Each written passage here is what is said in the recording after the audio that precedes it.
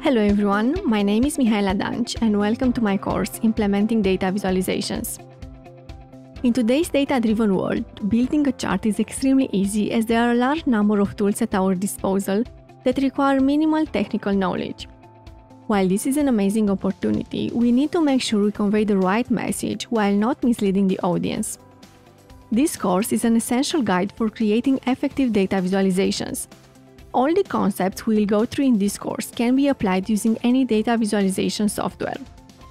Some of the major topics that we'll cover include selecting the right chart type for your data and context, exploring best practices and pitfalls for the most common chart types by comparing their strengths and weaknesses, identifying how typography and color can be used to reinforce our message and make charts more intuitive, discovering the science of how our brains perceive and remember information.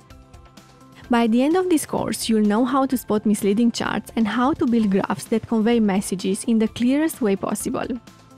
Before beginning this course, you should be familiar with data collection, data cleaning, and data visualization. I hope you'll join me on this journey to learn how to create powerful and compelling charts with the Implementing Data Visualization course at Pluralsight.